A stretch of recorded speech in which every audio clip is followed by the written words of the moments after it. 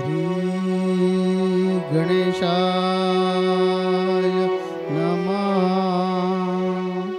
श्री सरस्वते नमः।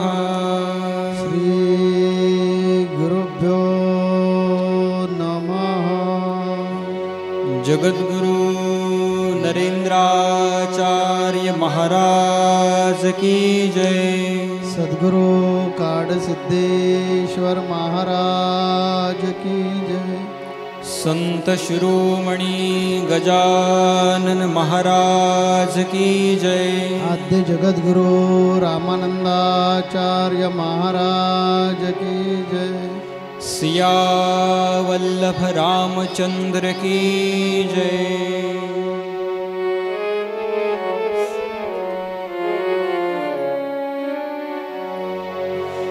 देव झाले अवघे जन, देव झाले अवघे जन, देव झाले अवघे जन।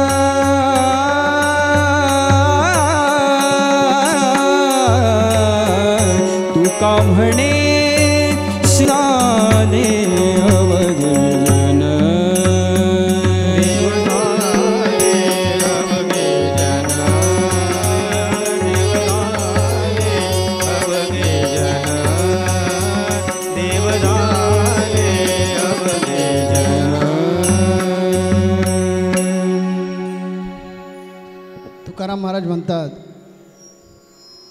की देव झाले अवघे जन, दोष गुण हारपले. मानवी जीवनाचं अंतिम ध्येय हेच आहे. आम्ही वारंवार सांगत आलेलो आहोत की मनुष्य जन्म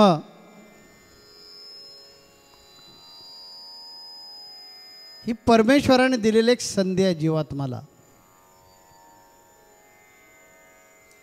जीव 84 लक्ष योनीतून फिरून ज्यावेळी मानव योनीमध्ये येतो, असं म्हणतात नाना सुकृतांची फळे तो नरदेह केवळे. अनेक प्रकारचं नाना प्रकारचं पुण्य आपल्या पदरी असल्याशिवाय, जीवात्म्याच्या पदरी पुण्य असल्याशिवाय मनुष्य जन्म मिळणं कदापि शक्य नाही. आज आमचं अभिष्ट चिंतन करण्यासाठी तुम्ही या ठिकाणी जमा झालेले आहात. प्रत्येकाच्या अंतःकरणामध्ये एक काहूर निर्माण झालेलं आहे. प्रत्येकाच्या अंतःकरणात काहूर आहे की मला माझ्या गुरुमाऊलींचं अभिष्ट चिंतन करायचं. काही जण धाय मोकलून रडतायत. त्यांचं ते रडणं सुद्धा आमच्यापर्यंत पोचतंय की आज जवळजवळ 8 महिने झाले तरी सुद्धा गुरुमाऊलींचं प्रत्यक्ष दर्शन झालेलं नाही. आपली ती व्याकुळता, आपलं ते प्रेम आमच्यापर्यंत जरूर पोचलेलं आहे, पोचतंय.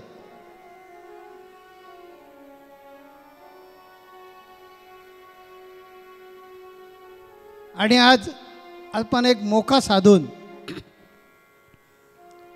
जन्मदिनाचा मोका साधून आम्ही म्हणे 54 वर्ष पूर्ण केली आणि 55व्या वर्षामध्ये पदार्पण केलं.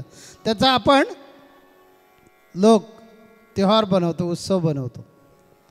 आणि अभिष्ट चिंतनाच्या निमित्ताने आपण एकत्र येतो. अर्थात या अभिष्ट चिंतनामध्ये जन्मदिनामध्ये आम्हाला आनंदही नाही आणि दुःखही नाही. कारण हा देह म्हणजे एक पोशाख आहे. तो जीर्ण झाला की तो खुंटीला अडकवून या देहातून जिथून आलो तिथे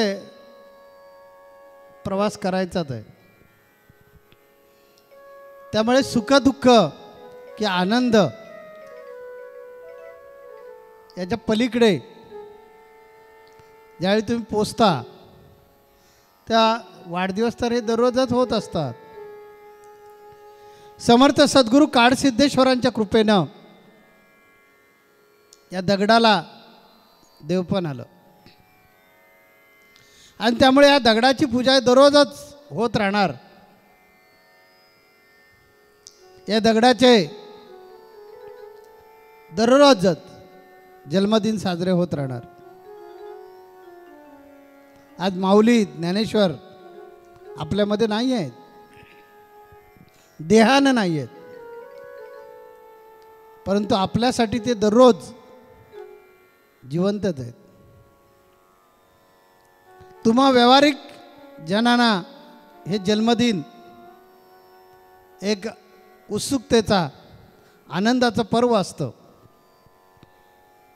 पण आम्ही समर्थ सद्गुरू काडसिद्धेश्वरांच्या कृपेनं अशा अवस्थेला जाऊन पोचलेलो आहोत की आम्हाला जन्मदिन असो, जयंती असो अथवा पुण्यतिथी असो, दोन्ही समानच आहेत. काही हरकत नाही. काही मोका साधून आपण एकत्र आलो ही काही वाईट गोष्ट नाही आहे. आपण सर्वजण त्या निमित्तानं एकत्र आलात, गुरूंचं अभिष्ट चिंतन करणार आहात. पण गुरुना जी दक्षिणा हवे ती जर दक्षिणा तुम्ही देऊ शकणार असाल तर गुरुना या अभिष्ट चिंतनाचा आनंद प्राप्त होणार आहे.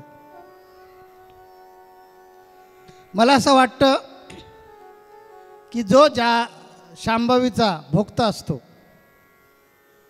त्याला ती वस्तू दिली तर त्याला खचितच परमानंद होणार.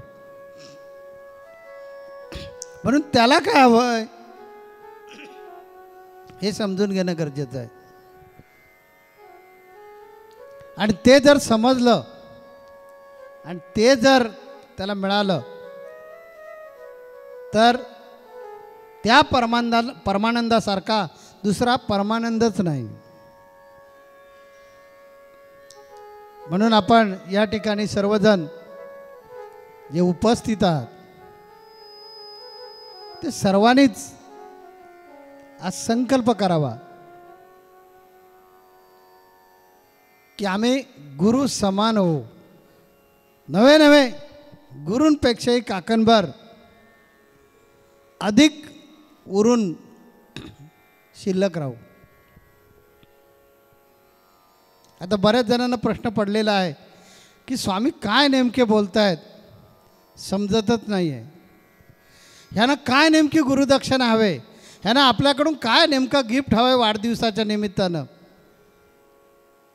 काय नेमकं त्यांना अभिष्ट चिंतन हवं आहे, हे काही कळून येत नाही. असं बऱ्याच जणांच्या मनामध्ये संभ्रम निर्माण झालेला आहे. जर तुम्ही माझ्या अभिष्ट चिंतनासाठी आलेलाच आहात तर प्रयत्न करा मला भेट देण्याची. मला या ठिकाणी प्रसंग असा आठवतो की भीष्म रणांगणामध्ये जेव्हा धारार्थी पडतात ते इच्छामरणी असतात. त्यामुळे दक्षिणायन चालू असल्यामुळे ते उत्तरायण सुरू होईपर्यंत प्राण ठेवणार नव्हते. पण त्या धनुर्धारी प्रचंड मोठ्या योद्ध्याला अर्जुनाच्या बाणाने अक्षरशः शरीराची चाळण केली होती आणि ते धारार्थी पडले होते. संध्याकाळ झाली की युद्धाचा नियम होता की सगळ्यांनी जाऊन, कारण सगळे आपतेष्टच होते ना, एकमेकांना भेटायचं, कुशल पुसायचं. सूर्योदय झाला रे झाला की रणांगणावर एकमेकाचे दुश्मन. पण सूर्य मावळला की एकमेकाचं सख्य उपाळून यायचं. भीष्म पितामह भीष्म रणांगणामध्ये पडलेले आहेत. त्या कौरव आणि पांडव दोघेही त्यांना भेटायला येतात.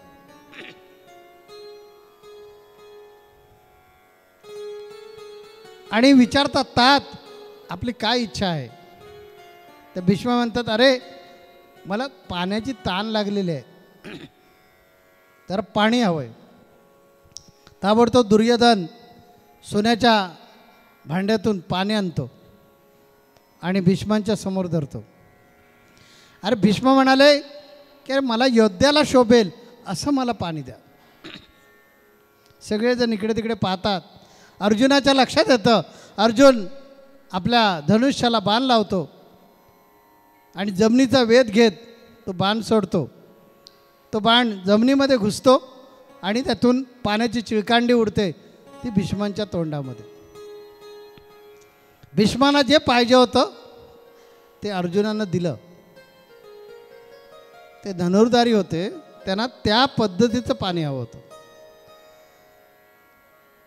त्यानंतर अंगावर प्रचंड जखमा पडल्या होत्या, अंगातून प्रचंड रक्तप्रवाह झाला होता आणि शरीर गलित गात्र झालं होतं आणि त्यांची मान फार अशी कलंडली होती आणि त्याला त्रास होत होता.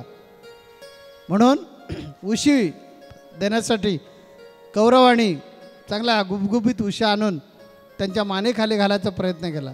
ते म्हणाले, नाही अर्जुना तू मला उशी दे. मग अर्जुनानं अशा प्रकारे बाण सोडले की ते बाणाचा पलंग बनवला आणि त्या पलंगावर मान जी कललेली होती त्या मानेच्या साईडला बाण सोडून ते कलेवर म्हणता येणार नाही कारण ते जिवंतच होते. भीष्म त्याच्यावर शेवटची विश्रांती घेत राहिले. तात्पर्य काय की ज्या शांभवीचा ज्या वस्तूचा जो भोक्ता आहे त्याला त्या प्रकारचं जर काही दिलं आपण तर तो खुश होणार. मला तुमचे पैसे नको आहेत, मला तुमच्याकडून पेढे मिठाई नको आहे, मला तुमच्या त्या आरत्या ओवळणे नको आहे आणि ना मोठे पुष्पहार गळ्यात घालायला नको आहे. आम्हाला हवं आहे ते या मानवी जीवनाचं तुम्ही सार्थक करावं. ही गिफ्ट हवे, ही भेट हवे, ही दक्षिणा हवे. आणि संत तुकाराम महाराज म्हणतात, देव झाले अवघे जन. आपण सगळेजण देव होऊ शकतो. गुरुनी सांगितलेल्या मार्गाने आपण जर गेलो तर नक्कीच आपण देव होऊ शकतो. आणि ते देव बनण्यासाठी ज्ञानाची आवश्यकता आहे. ज्ञान एकच प्राणी घेऊ शकतो तो म्हणजे मनुष्य. बाकीच्या कुठल्याही प्राण्याला तुम्ही ज्ञान शिकवू शकत नाही. असा एकच प्राणी आहे तो म्हणजे मनुष्य प्राणी. आणि म्हणून मनुष्य प्राण्यानं गुरुंना जायचंच असेल, दान द्यायचंच असेल तर गुरूंची जी इच्छा आहे तू माझ्या समान हो, माझ्यासारखा हो, किंबहुना माझ्यापेक्षाही मोठा हो, ते दान देण्याचा आज संकल्प करूया. तर माझा 55वा जन्मदिन साजरा करण्यासाठी तुम्ही जे उपस्थित आहात त्याचं सार्थक होईल. ज्ञाना वाचून मानवी जीवनाची कधीच पूर्तता होत नाही. कारण मानवी जीवन ही 84 लक्ष योनीमध्ये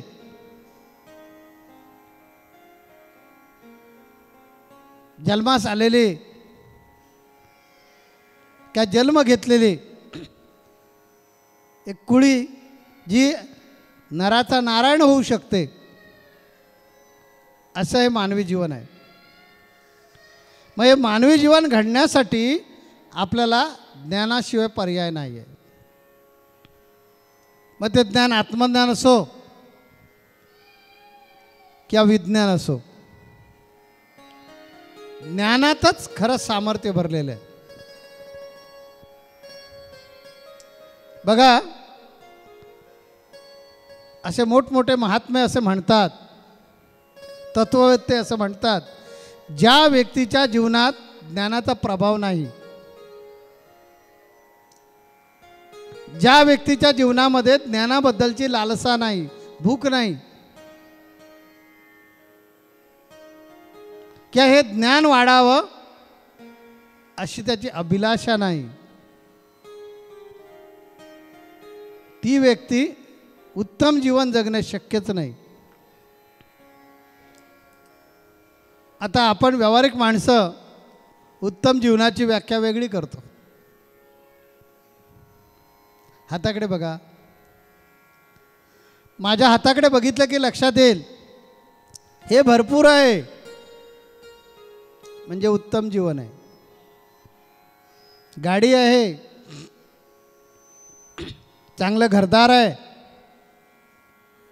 मुलं बाळं आहेत म्हणजे मी सुखी आहे असं तो म्हणत नाही कधीच. इतर म्हणतात. ज्याच्याकडे हे सगळं आहे त्याला डायरेक्ट विचारा की तू खरंच सुखी आहेस का.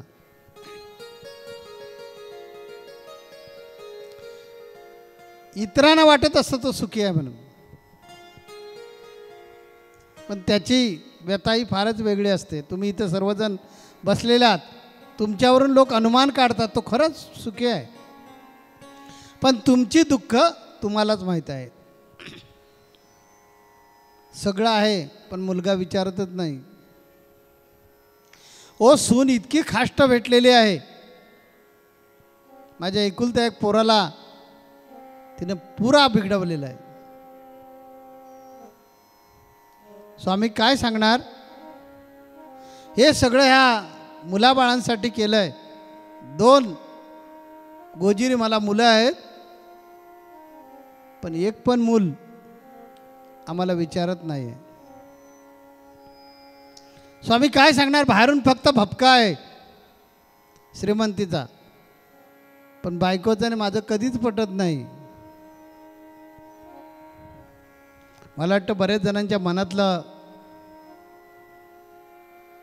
मनामध्ये जे साठलेलं आहे ते कदाचित माझ्या रूपातून बाहेर येत चाललेलं आहे. बघा, अशा माणसाला जग काय म्हणतो तो सुखी आहे. म्हणून मी काय सांगितलं, सुखी जीवनाची भौतिक व्याख्या आपण अशी करतो की ज्याच्याकडे पैसे आहेत,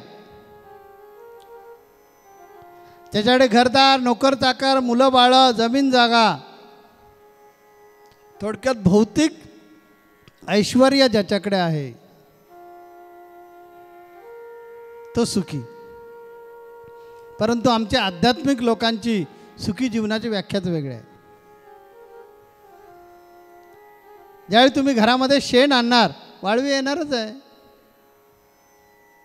म्हणजे काय की ज्यावेळी तुमच्याकडे पैसा अडका, नोकर चाकर, घरदार, मुलं बाळं, संपत्ती, ह्या गोष्टी ज्यावेळी तुमच्याकडे असणार आहेत, त्यावेळेला त्याचे भले आणि बुरे दोन्ही प्रकारचे परिणाम भोगावे लागणारच आहेत. हा झाला भौतिक सुखाचा हिशोब. शाश्वत सुख मात्र ह्याच्यापेक्षा वेगळं आहे की ज्या सुखामध्ये न कळे, म्हणजे न कळे पाप, न कळे पुण्य. पाप म्हणजे काय तेही कळत नाही आणि पुण्य म्हणजे काय ते कळत नाही. प्रतिष्ठा नको, मान सन्मान नको,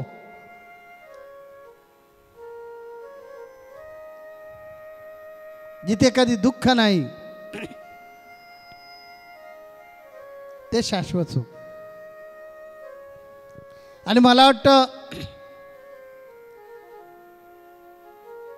सत्पुरुषांना हेच अभिप्रेत आहे की मनुष्य जन्म घेतल्यानंतर कदाचित परमात्म्याला सुद्धा हेच अभिप्रेत असावं आणि म्हणून त्याने मनुष्य जन्म दिला. 84 लक्ष योनीमध्ये जास्त प्रमाणाची बुद्धी देऊन, अधिक प्रमाणाची बुद्धी देऊन, संयम, विवेक अशा प्रकारच्या आपल्यामध्ये क्षमता देऊन ज्ञानाची उपासना करायला माणसानं लागावं. त्याची दिवसागणिक ज्ञानाबद्दलची लालसा वाढायला लागली पाहिजे. हे उत्तम आणि सदृढ ज्ञानी माणसाचं लक्षण आहे. ज्ञानी त्यालाच म्हणता येईल की जो ज्ञानाच्या साठी कण ज्ञान मिळण्यासाठी जो सतत धडपडत असतो. आपण मधाचा पोळं पाहतो, त्या मधाच्या पोळ्यामध्ये असंख्य मधमाशा बसलेल्या असतात आणि काही मधाच्या पोळ्यामधून अगदी 5-5, 10-10 लिटर मध आपण कधी कधी काढतो. पण आपल्याला हे ठाऊक नाही आहे की लाखो माशा दिवसभर फिरून प्रत्येक फुलातला थोडा थोडा मकरंद आणून ते साठवत असतात. तसे मानवी जीवन आहे. जन्माच्या स्टेशनवरून सुरुवात करायची आणि मृत्यूच्या स्टेशनपर्यंत ही ज्ञानाची लालसा दिवसागणिक वाढवत गेलं पाहिजे. जोपर्यंत आत्मज्ञान नाही तोपर्यंत जन्म मृत्यूचं चक्र कधीही थांबणार नाही. म्हणून तर मी माझ्या अभंगामध्ये सांगितलंय, जन्म मरणाचे फेरे चुकती नये मानवा, राजा असो की रंक यम सोडीना त्याला. जोपर्यंत खरं ज्ञान प्राप्त होत नाही, त्याला मगाशी कानिपनाथ महाराजांनी म्हटलं होतं परमार्थ, आत्मज्ञान म्हणजे आत्म्याबद्दलचं ज्ञान. परमार्थ म्हणजे या शरीरातून जी बोलणारी शक्ती आहे त्याचा खरा अर्थ कळणं. आणि तो आत्मज्ञानाशिवाय त्याचा खरा अर्थ कधीच कळणार नाही. आणि हे आत्मज्ञान एकदा का मिळवलं की तुमचा हजारो वर्ष होऊ दे, जन्मदिन साजरे करायला असंख्य मुमुक्षु एकत्र येणार. पाचारण करण्याची गरज नाही, बोलवण्याची गरज नाही, निमंत्रण देण्याची गरज नाही. बाप्पा नेहमी आमच्या म्हणायचे, काडसिद्धेश्वर महाराज नेहमी म्हणायचे, परमार्थी तो राज्यधारी आणि परमार्थ नाही तो भिकारी. बघा किती गंमत आहे. कोरोनाचा प्रसंग आहे, बरेच सवंगडी धारार्थी पडलेले आहेत.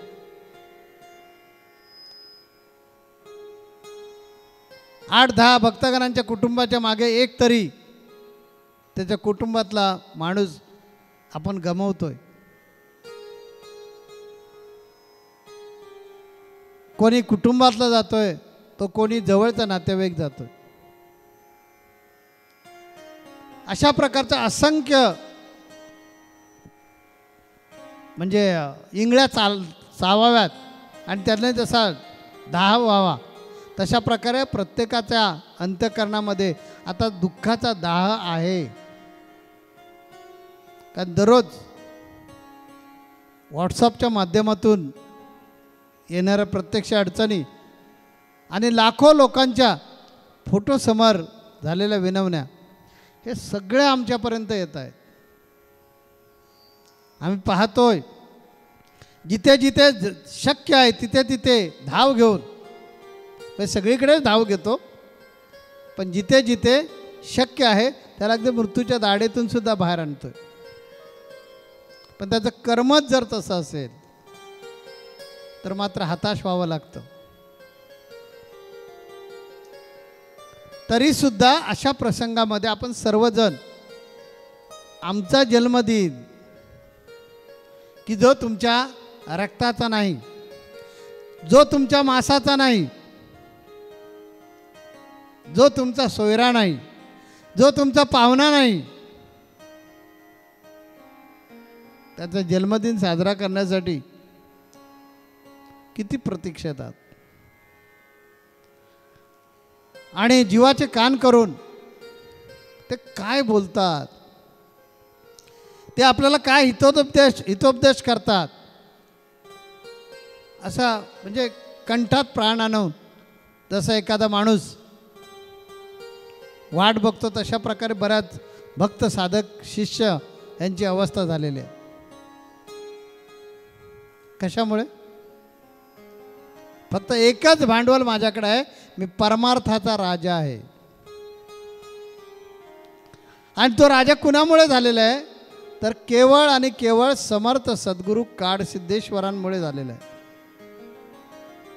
माझं उपास्य गजानन महाराज यांनी वेळीच ओळखून या दगडाला त्यांच्या कार्यशाळेत टाकला आणि त्या कारागिरानं बरोबर हेरून त्या दगडाची लांबी रुंदी उंची मोजून त्याला जी मूर्ती बनवायची होती ती बरोबर त्याने बनवली. आणि म्हणून या दगडाचा वाढदिवस साजरा करण्यासाठी तुम्ही सर्वजण या ठिकाणी उपस्थित आहात. त्या हे जन्ममरणाचं चक्र चुकवण्यासाठी आज जन्ममरणावर का आलोय आपण? तर जन्ममरणासाठी यासाठी आलोय आपण की आज मला काहीतरी तुम्हाला गिफ्ट द्यायची आहे, मनातून अभिष्ट चिंतन करायचं आहे, स्वामीने काहीतरी भेट द्यायची आहे. आपल्याकडे पद्धत आहे, व्यावहारिक जगामध्ये प्रत्येक गोष्ट व्यावहारिक चालते आणि त्यामुळे मला काहीतरी माऊलीला द्यायचं आहे. मग तुम्ही काय द्यावं हे समजण्यासाठी हे सगळं चाललेलं आहे. मला काय द्याल की ज्याने मी खुश होईल, म्हणून हा सगळा प्रवास चालला आहे. तर आत्मज्ञान मिळाल्याशिवाय जन्म मरणाच्या चक्रातून आपण कधीही सुटणार नाही. मग हे आत्मज्ञान प्रपंचामध्ये राहून सुद्धा मिळवता येतं आणि नुसतं परमार्थ करून सुद्धा मिळवता येतं. असे कितीतरी महात्मे आहेत माझ्यासह की ते प्रपंचात राहून सुद्धा त्या अवस्थेला पोचलेले आहेत. आणि असे कितीतरी महात्मे आहेत फक्त परमार्थिक राहून त्याने आत्मज्ञान मिळवलेलं आहे. आवश्यक आहे विवेक, आवश्यक आहे तो विवेक. संन्यासी माणसानं परमार्थ केला तर मला त्याच्यात फारसं कौतुक वाटत नाही, असं समर्थ सद्गुरू काडसिद्धेश्वर महाराज म्हणायचे. स्वतः संन्यासी होते, पण ते म्हणत की बा नरेंद्रा, की संन्यासी माणसाने जर परमार्थ केला तर एवढंसं काय फार कौतुक आहे अशातला काय प्रकार नाही. पण तुझ्यासारख्या गृहस्थानं जर परमार्थ केला तर त्याचं नक्की कौतुक आहे. कारण गृहस्थी माणसाची परिस्थिती कशी असते पहा. एक माणूस जंगलातून जात होता, जंगलातून जात होता कुठेतरी दुसरीकडे जायचं होतं. जात जात असताना वाटेमध्ये जंगलातून वाघाच्या डरकाळ्या ऐकायला येतात. हा घाबरतो, इकडे तिकडे बघत पळतोय पाठीमागून वाघान पण त्याला पाहिलेलं असतं. वाघसुद्धा त्याचा पाठलाग करू लागतो. त्यामुळे हा आणखीन झपाझप पावलं टाकत ॲक्च्युली म्हणजे पळतच हा चाललेला आहे की माझा वाघ पाठलाग करतोय. आणि म्हणून जीव वाचवण्याच्या उद्देशानं हा सुसाट पळत सुटलेला आहे. आणि पळता पळता एका विहिरीमध्ये तो पडतो. जंगलातली विहीर, आजूबाजूला संपूर्ण गवत वाढलेलं आहे, वाळलेलं गवत. त्याच्यातून त्याला काही कळलं नाही की इथे विहीर आहे. विहीर म्हणायची कसली, खड्डाच म्हणूया. तर मोठ्या विहिरीमध्ये तो खाली पडतो. आता खाली पडल्याबरोबर त्याच्या लक्षात येतं आपण खाली पडलोय. मग जीवाच्या आकांतानं तो कसा तरी स्वतःचा जीव वाचवण्यासाठी काय मिळतं का बघतो. आणि आश्चर्य असं की त्या विहिरीमध्ये झाडाची फांदी, विहिरीमध्ये नाही का अशी काही झाडं रुजून येतात, तशा प्रकारे काहीतरी झाड रुजून आलेलं होतं. त्याची फांदी त्याला मिळते हाताला. फांदी त्याला मिळाल्यावर दोन्ही हातानं तो फांदी पकडतो आणि त्याला बरं वाटतं, बरं झालं बाबा जीव वाचला.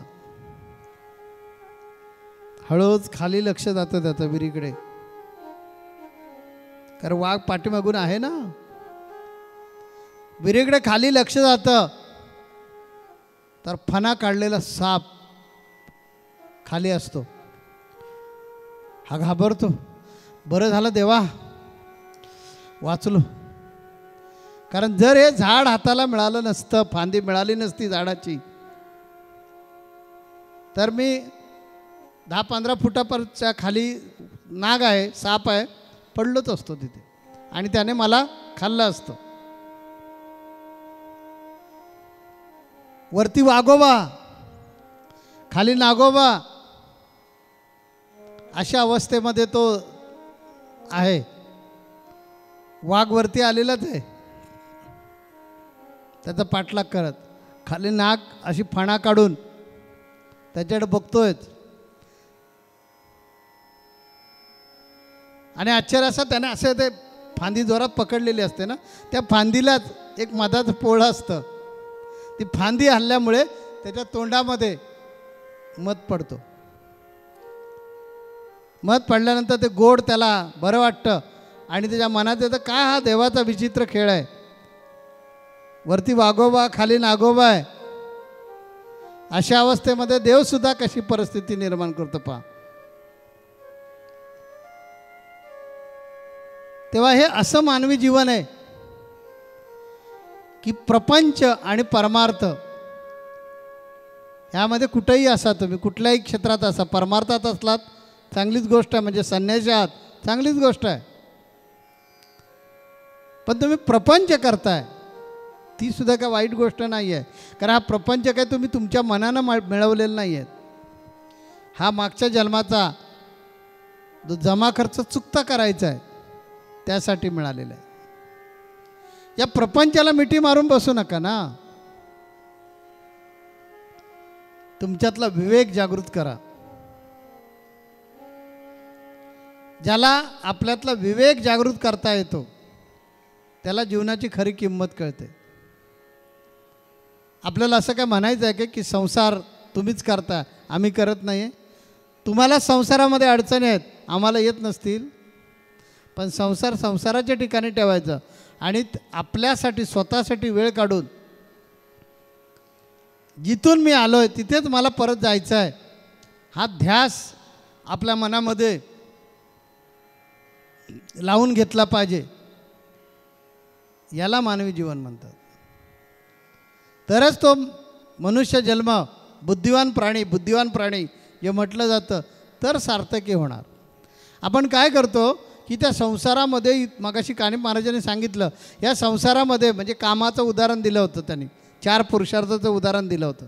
कामामध्ये इतके अडकून जातो, म्हणजे त्या संसारामध्ये इतके अडकून जातो, पैशाच्या पाठीमागे इतके अडकून जातो, फुरसतच मिळत नाही स्वामी आम्हाला तुमची भक्ती करायला. त्यावेळी काही नसतं ना, स्वामी माझं हे काम होऊ दे, हे काम झालं ना बघा तुमच्या पोथीचं किती वेळा पारायण करतो ते.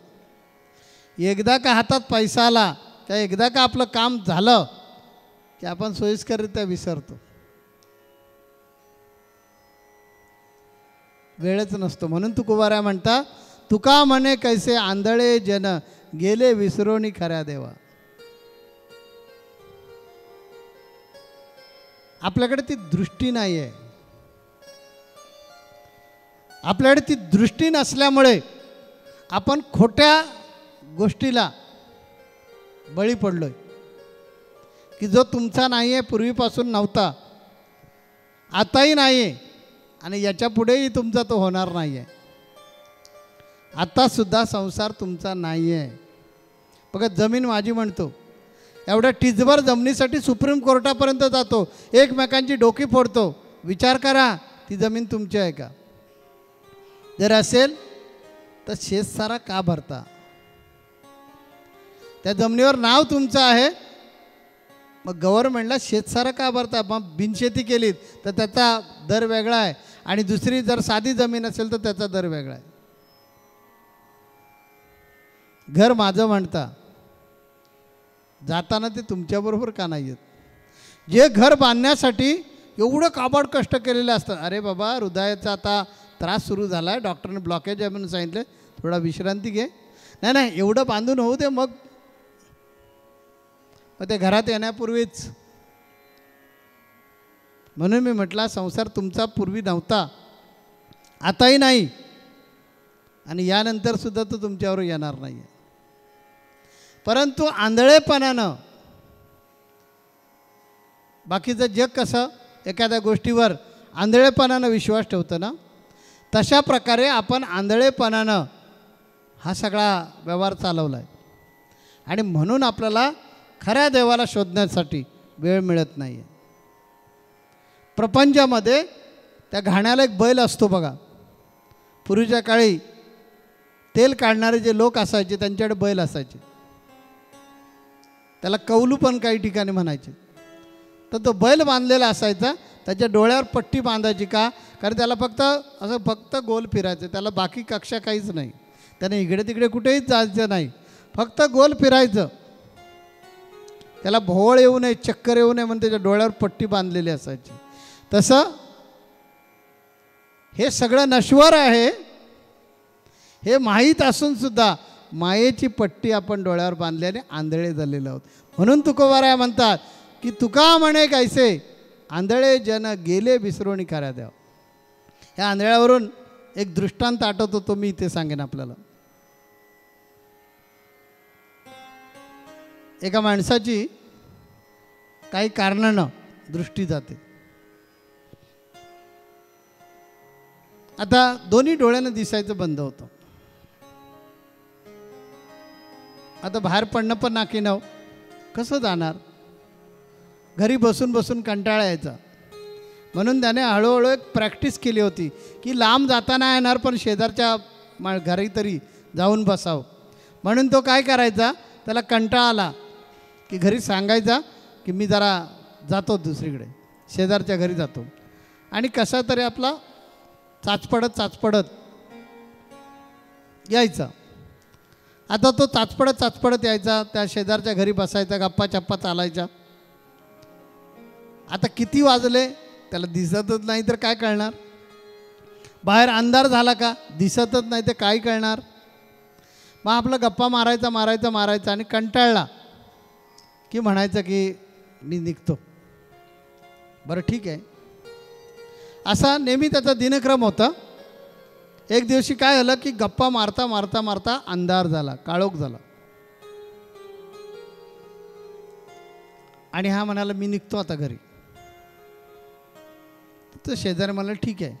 त्याची बिचारी बायको जी होती ती सात्विक होती. ती म्हणाली भाऊजी आता अंधार झालेला आहे, फार अंधारातून जाताय तर दिवा तरी घेऊन जावा. आता ह्या वेड्याला कळायला पाहिजे ना. ठीक आहे म्हणाला वहिनी. त्याने पण कदाचित विचार केला असेल, त्यांना नाराज कशाला करायचं. म्हणून वहिनीने हातामध्ये दिवा दिला. त्याने हातात दिवा घेतला आणि बिनधास्तपैकी चालला.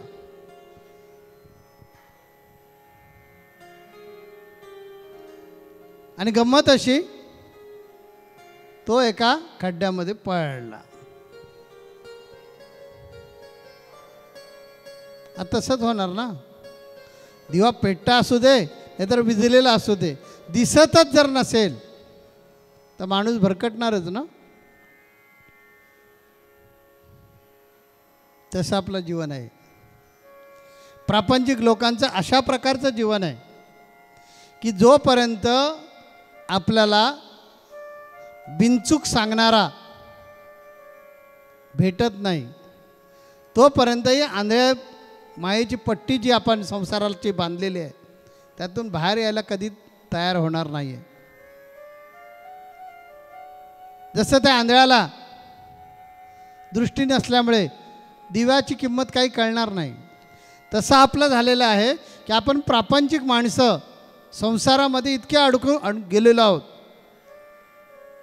की ज्याने ती मायेची पट्टी उतरवायचा प्रयत्नच केलेला नाही त्यांना सद्गुरू कधीच जीवनामध्ये कळणार नाही. पूर्वी मोठमोठाले संत होऊन गेले, त्याने हे ज्ञान मिळवण्यासाठी, ते दिव्य चक्षु मिळवण्यासाठी, ज्ञानरूपी दिव्य चक्षु म्हणजे थोडक्यात ज्ञानाचे डोळे, चक्षु म्हणजे डोळे, हे ज्ञानरूपी चक्षु मिळवण्यासाठी त्यांनी गुरूंचं दास्यत्व स्वीकारलं. जोपर्यंत आपण गुरूंचं दास्यत्व स्वीकारत नाही तोपर्यंत गुरूंची कृपा कदापि शक्य नाही. कारण गुरु काही वस्तू नाही आहे, गुरु ही एक व्यक्ती नाही आहे, गुरु ही एक शक्ती आहे. व्यक्ती असेल तर तिला आपल्या प्रेमात पाडून घेता येईल. मगाशी आपल्या पिठाच्या उत्तराधिकाऱ्यांनी सांगितलं, राधा कृष्णावर इतकं प्रचंड प्रेम करत होती, इतकं प्रचंड प्रेम करत होती की माझ्या प्रेमामध्ये दुसरा कोणी असता कामा नये. वाईट काही नाही, दास्याचा भाव असाच असला पाहिजे. माझ्या प्रेमाखेरीज म्हणजे हा माझाच राहिला पाहिजे, वाईट काही नाही. पण अहंकार असता कामा नये. कारण ती शक्ती आहे, ती तुमच्या हातातील कधीच खेळणं बनणार नाही.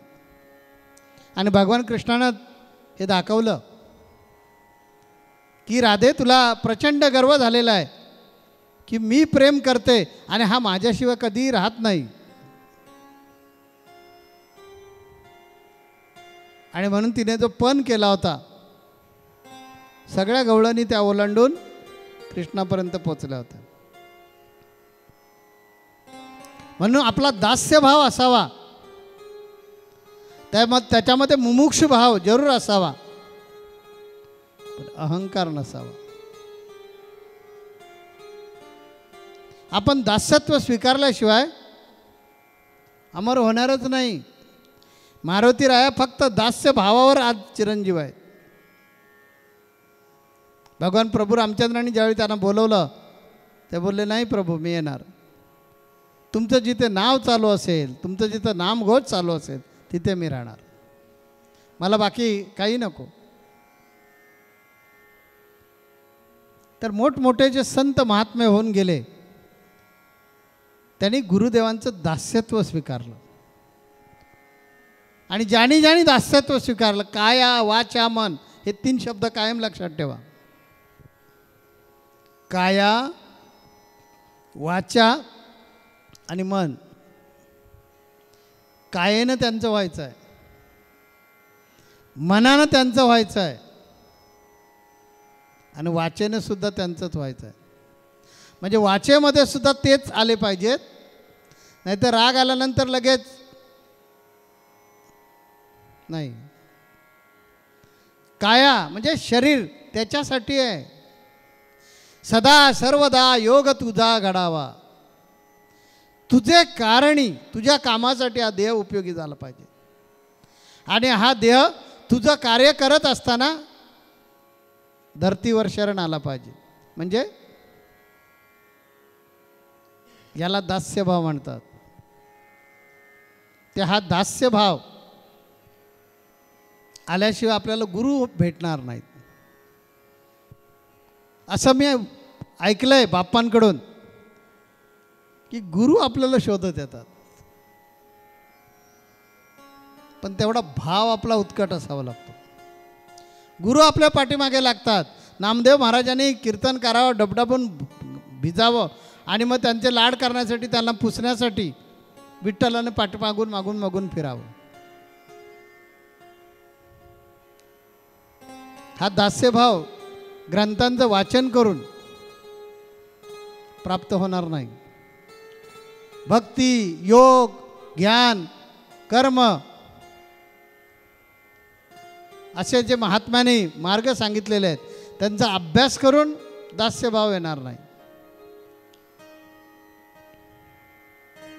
हा दास्यभाव येण्यासाठी अंतःकरणातून प्रेम निर्माण व्हावं लागेल. अनुराग त्याला म्हणू आपण, तो निर्माण व्हावा लागेल. तरच हा दास्यभाव आपल्यामध्ये निर्माण होईल.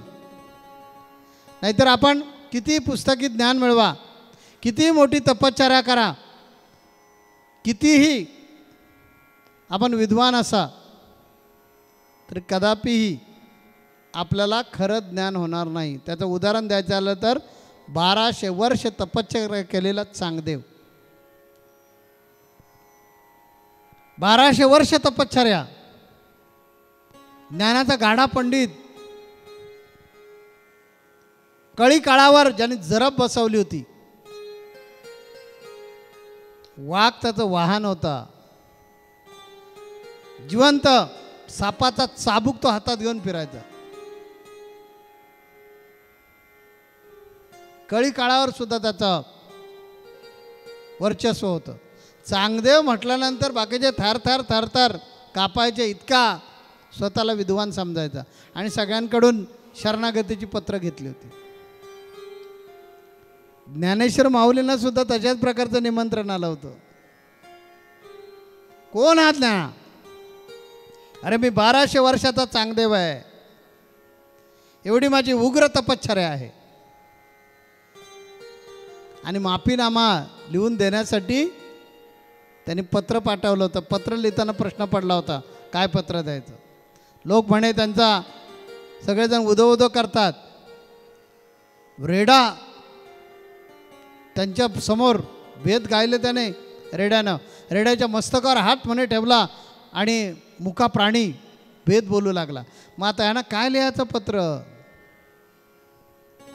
नमस्कार म्हणावा तर ते वयाने लहान आहेत. आशीर्वाद म्हणावा तर रेड्याच्या मुखातून वेद गाऊन घेतलेला व्यक्ती आहे. शेवटी कोरच पत्र पाठवून दिलं आणि भेटीला बोलवलं. ज्ञानेश्वर महाराज आणि 4 भावंड सकाळी कोवळ्या उन्हामध्ये बसलेली होती भिंतीवर एका. आणि शेवटी चांगदेवाला राहत नव्हतं म्हणून चांगदेवच भेटीला निघाले. चांगदेव येत आहेत म्हटल्याबरोबर बड्या बड्या विद्वानांची तारांबळ, सगळीकडे हल्लाखोळ. मुक्ताईच्या कानावर आलं की चांगदेव भेटायला येत आहेत. मुक्ताईच्या मनामध्ये उत्कंठा वाढल्याने म्हणाली, दादा अरे चांगदेव भेटायला येत आहेत म्हणे, वाघावर बसलेले आहेत. अरे आपल्याला बघायला गेलं पाहिजे त्यांना. हातात जिवंत सापाचा चाबूक आहे. माऊली ज्ञानेश्वर म्हणाले, हो जाऊया की भेटायला. आणि ज्या भिंतीवर ते बसले होते त्या निर्जीव भिंतीला म्हणाल, चल बाई. आश्चर्य असं ती निर्जीव भिंत चांगदेवांना भेटायला गेली. समोरून चांगदेव येतोय वाघावर बसलेला आणि इकडून निर्जीव भिंतीवर बसलेली 4 भावंड चांगदेवांच्या दिशेने येत आहेत. हे दृश्य बघितल्याबरोबर चांगदेव गर्भगळीत झालंय. अरे मी 1200 वर्षामध्ये काहीच मिळवलं नाही. वाघावर बसलो, हातात सापाचा चाबूक घेतला, ह्याच्यात काय मोठं कौतुक आहे. पण हा निर्जीव भिंतीला चालवतो, ज्याचं सामर्थ्य निर्जीव वस्तूलाही चालवणं, तो किती महान आहे.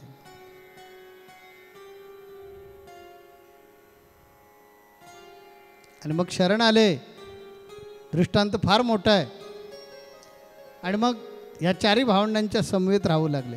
सगळा माफीनामा अमुक तमुक सगळं तिथे निखळून पडलं. मध्ये मध्ये तरी सुद्धा डोकावायचा तो. त्यांच्यातला जो अहंकार आहे तो मध्ये मध्ये उपाळून यायचा. शेवटी 8 वर्षाच्या चिमुरडीनं शिकवलं की तुम्ही ज्ञान मिळवलं पण ते पुस्तकी, खरा ज्ञान तुम्हाला झालेलंच नाही. आणि म्हणून अजून सुद्धा तुम्ही देहामध्ये अडकलेले आहात. अजून सुद्धा हा देह तुम्हाला आणि तुम्ही देहाला सोडून वेगळे झालेले नाहीत. त्यामुळे हा देह तुम्हाला खाऊन टाकणार आहे. आपण या अभंगात ऐकूया आणि मग पुढे जाऊया.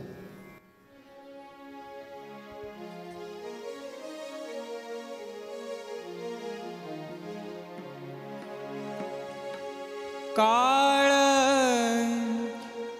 देहासी आला खाऊ, काळ देहासी आला खाऊ, काळ देहासी आला खाऊ. आम्ही आनंद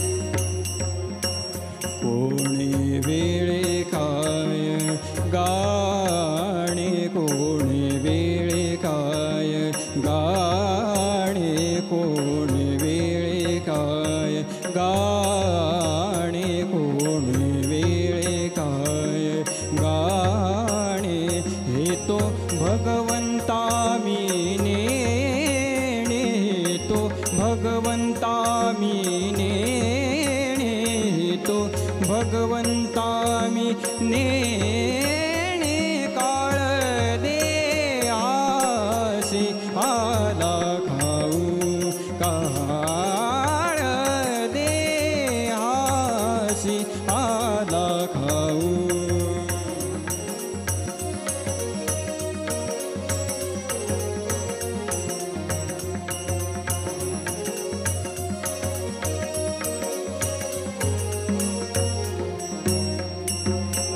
टाळ मृदुंग दक्षिणेकडे टाळ मृदुंग दक्षिणेकडे टाळ मृदुंग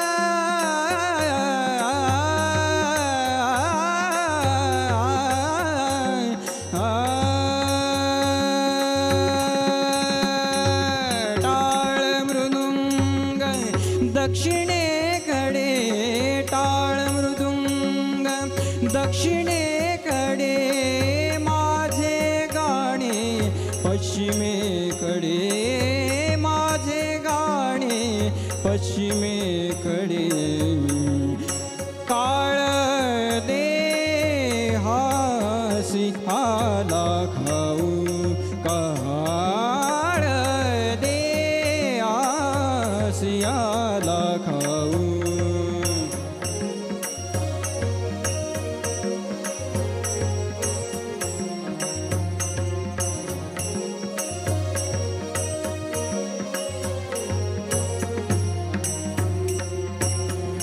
नामा म्हणे बा केशवा नामा म्हणे बा केशवा नामा म्हणे बा केशवा नामा म्हणे बा केशवा जन्मोजन्मी द्यावी सेवा जन्मोजन्मी द्यावी सेवा जन्मोजन्मी द्यावी सेवा काळ दे हासी आला खाऊ काळ दे हासी आला खाऊ आम्ही आनंदे आम्ही आनंदे आम्ही आनंदे नाचू गाऊ काळ दे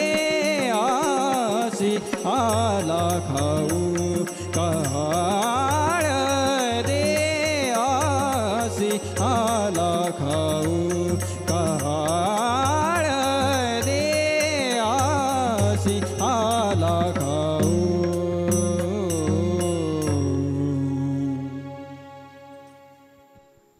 काळ देहासी आला खाऊ आम्ही आनंदे आम्ही आनंदे आम्ही आनंदे नाचू गाऊ. या अभंगामध्ये नामदेव महाराज म्हणतात, यातून आता वाचायचं असेल तर हे सद्गुरू देवा, याला एकच उपाय आहे की नामा म्हणे बा केशवा जन्मोजन्मी द्यावी सेवा. आम्हाला तर तुमची सेवा करू द्या. हा सेवाभाव जोपर्यंत आपल्यामध्ये रुजत नाही तोपर्यंत आपलं प्रेम गुरूंवर कधीच निर्माण होणार नाही. गुरूंना पैशानं विकत घेता येणार नाही. गुरूंना कुठल्याही प्रकारचं प्रलोभन दाखवून गुरु आपले होणार नाहीत. गुरु आपले व्हायला पाहिजे असेल तर आपल्यामध्ये सेवाभाव निर्माण झाला पाहिजे. मला वाटतं आपल्या संप्रदायाचं हेच वैशिष्ट्य आहे की आपल्याला वेगळ्या, म्हणजे आपल्याला म्हणण्यापेक्षा बऱ्याचशा व्यक्तींना वेगळ्या सेवांना जोडलेल्या आहे, आम्ही वेगळ्या जबाबदाऱ्या सोपवलेल्या आहेत. यासाठी सोपवलेल्या आहेत की स्वतःचं मूल्यमापन करा. या सेवेमधून आपण आपलं स्वतःचं मूल्यमापन करायचं आहे की माझ्यामध्ये अहंकार किती येतोय. गोवर्धन ज्यावेळी उचलला गेला,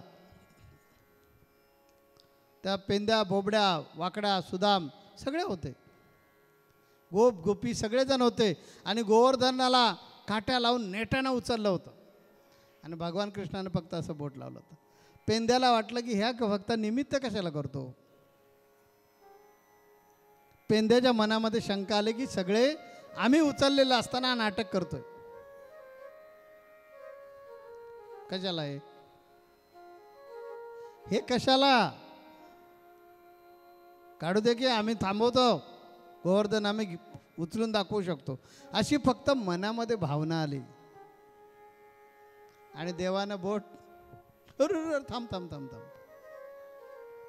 नेहमी साधकानं लक्षात ठेवलं पाहिजे, आपण करणारे कोणी नाही, कर्ता करवी तत्व आहे. आपल्याला विविध कर्मांच्या माध्यमातून आपली सेवा घडवून घेतोय आणि इथे पुण्याचा अंश, जसं मधमाशा त्या पोळ्यांमध्ये मधाचे कण आणून जमा करतात, अशा प्रकारे सद्गुरू आपल्याला वेगळ्या प्रकारच्या सेवा देतात, ज्या सेवेमध्ये समाजाचं हित होणार असतं, रंजले गांजल्यांची सेवा होणार असते. आता ही सेवा होत असताना आपली होणारच आहे ना सेवा त्याच्यात, कारण तुम्ही सुद्धा त्याच जगातला पार्ट आहात, हिस्सा, त्याच जगातला भाग आहात. समाजाचं उत्थान हीच खरी परमेश्वरी सेवा आहे. बरेच जण मंदिरामध्ये देवाला शोधायला जातात, तो जळी स्थळी काष्टी पाषाणी आहे, अत्र तत्र सर्वत्र आहे. म्हणून शहाण्या माणसानं काय केलं पाहिजे, गुरूंच्या मर्जीत राहायला शिकलं पाहिजे. गुरुने जी जबाबदारी दिली ती हलकी की मोठी आहे, ती फार मोठी प्रतिष्ठा मिळवून देणार आहे की हलक्या स्वरूपाची आहे, ह्याला महत्त्व न देता गुरूंकडून ती मिळालेली आहे, याच्यात धन्यता मानले पाहिजे. कारण गुरुना आपल्यातले काम, क्रोध, मद, मत्सर, मोह आणि माया हे विकार घालवायचे असतात आणि विकार जाण्यासाठी आपल्यातला जो मी आहे तो त्यांना संपवून टाकायचा असतो, काढून टाकायचा असतो. आणि तो ज्यावेळी तुमच्यातला निघून जाणार त्यावेळी तो हमी देणार की जा, मी तुझा स्वीकार केला. सेवेशिवाय सद्गुरू कधीच स्वीकार करत नाही आणि ही सेवा त्याची निजी नसते, व्यक्तिगत नसते. समाजाचं उत्थान होण्यासाठी तुमच्या क्षमतेप्रमाणे, तुमच्या कुवतीप्रमाणे तुमच्यावर वेगवेगळ्या जबाबदाऱ्या दिलेल्या असतात. कधी पदं देऊन संप्रदाय संघटनेच्या माध्यमातून, तर कधी तुम्हाला वेगवेगळ्या व्यक्तिगत जबाबदाऱ्या देऊन आपल्यातील पुण्याचा अंश कसा वाढेल हे प्रयत्न करत असतात. कारण तुला भवसागरातून पार करून देईन, हा भवसागर मी तुला पार करून नक्की घेऊन जाईन, अशी हमी देणारा जगामध्ये एकच आहे, तो म्हणजे सद्गुरू. म्हणून राम हा परब्रह्म, वशिष्ठ शरणम, कृष्ण सांदीपणे गुरु केलं. सद्गुरूंशिवाय असा अन्य कोणीही समर्थ नाही आहे. जन्म मरणाच्या चक्रातून सुटका करून देणारे आणि जीवाला वरच्या पातळीत उचलून ईश्वर दर्शनाला योग्य बनवण्याचं सामर्थ्य फक्त सद्गुरूंव्यतिरिक्त कुणालाही नाही. म्हणून शेषानं नेती नेती म्हटलेलं आहे. प्रत्यक्ष ज्ञानेश्वर माऊली म्हणजे भगवान विष्णूंचा अवतार. त्यांना पण गुरुच करावं लागले. निवृत्ती दादा कॉम्बिनेशन कसं आहे बघा. ज्ञानेश्वर महाराज म्हणजे भगवान विष्णूचा अवतार आणि निवृत्तीनाथ म्हणजे शंकराचा अवतार. शिवस्य हृदय विष्णू आणि विष्णूस्य हृदय शिव, ऐसे दोन्ही देव एक झाले.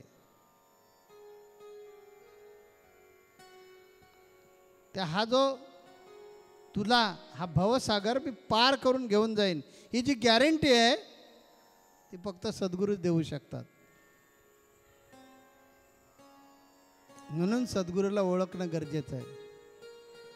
समर्थ रामदास स्वामींनी दशक 5वा समाज 2 गुरुलक्षण याच्यामध्ये सांगितलेलं आहे की सद्गुरू ही एक दैवी संपत्ती आहे. त्यांच्यामध्ये दैवी संपत्ती विलसत असते. गुरुना कसं ओळखायचं? त्यांच्या बोलण्यात, त्यांच्या चालण्यात, त्यांच्या वागण्यात, त्यांच्या बसण्यात, त्यांच्या उठण्यात तुम्हाला काटोकाट भगवत प्रेमच दिसेल. हे त्याचं प्रमुख लक्षण आहे. त्याच्या सहवासात गेल्यानंतर तुम्हाला नक्की जाणवेल काहीतरी अलौकिक आहे. ह्याचा ध्यासच काहीतरी वेगळा आहे. मी याला किती माझ्या प्रेमामध्ये पाडायचा प्रयत्न केला आणि प्रापंचिक जीवनाकडे याला घेऊन जाण्याचा प्रयत्न केला तरी हा येणार नाही. हा आपलाच रंग मला लावून भगवत भेटीकडेच मला घेऊन जाणार. हे प्रधान लक्षण आहे सद्गुरूंचं. परत बघा मी काय म्हटलं ते की सद्गुरूला कितीही तुम्ही प्रेमात पाडा तरीसुद्धा तो तुमच्यासारखा वळणार नाही. तुम्हाला प्रेमामध्ये ढकलून देणार म्हणजे प्रपंचामध्ये ढकलून देणार नाही. तो तुम्हाला शितापीनं त्याच प्रपंचात राहून कमळासारखं जीवन कसं जगायचं. कमळ चिखलात जन्माला आलेलं असतं पण एकही चिखलाचा थेंब त्या फुलावर कधी स्वतःला ते फूल लावून घेत नाही. तशा प्रकारे प्रपंचात राहून तुम्ही उत्तम प्रकारचे परमार्थिक कसं व्हायचं हे तोच करू शकतो. तो म्हणजे सद्गुरू. सद्गुरूंमध्ये षड्विकारांचा लवलेश नसतो कधी. काम क्रोधादी विकारांचा कधीच मागमूस नसतो. पण सद्गुरूंकडे ज्यावेळी तुम्ही व्यक्ती म्हणून पाहता, हा बऱ्याच जणांना प्रश्न आहे. सद्गुरूंकडे तुम्ही बरेच जण व्यक्ती म्हणून पाहता त्या त्यांचा व्यवहार करताना काम क्रोधादी विकार त्यांच्यामध्ये असल्याचा आभास निर्माण होतो, भास निर्माण होतो. ते बाजूला करून त्यांना ओळखायचं असतं. ते फार महत्त्वाचं आहे. त्यांना ते बाजूला करून ओळखायचं असतं.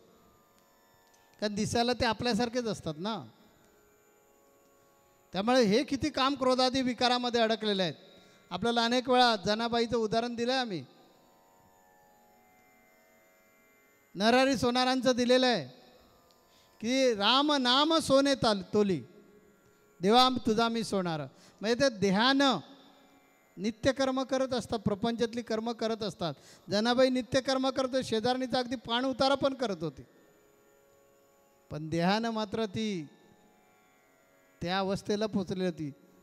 रामानंदाचार्य संत कबीरांना कळलं ज्यावेळी तिच्या प्रत्येक गोवरीतून कृष्ण कृष्ण म्हणजे विठ्ठल विठ्ठल आवाज येत होता, त्यावेळी तिची थोरवी कबीरांना कळली. असे गुरु असतात. म्हणून गुरुना व्यावहारिक जीवन जगत असताना त्याच्यावरून कधी अनुमान काढायचा नसतो. त्यांना वेगळ्या पद्धतीनं ओळखता आलं पाहिजे. शेवटी परीक्षा घेणं हे आपल्यावर अवलंबून आहे. तुम्ही त्याच्याकडे कशा प्रकारे बघता त्याप्रमाणे तो तुम्हाला दिसणार आहे. दासबोधामध्ये असं सांगितलं, जगात पिशाच अंतरी शहाणा सदा ब्रह्मी जाणा निमग्न तो. दिसायला बरोबर तुम्हाला पिशाच्या सारखा वाटेल, नवे नवे आपल्यासारखा सर्वसामान्य माणसासारखा वाटेल,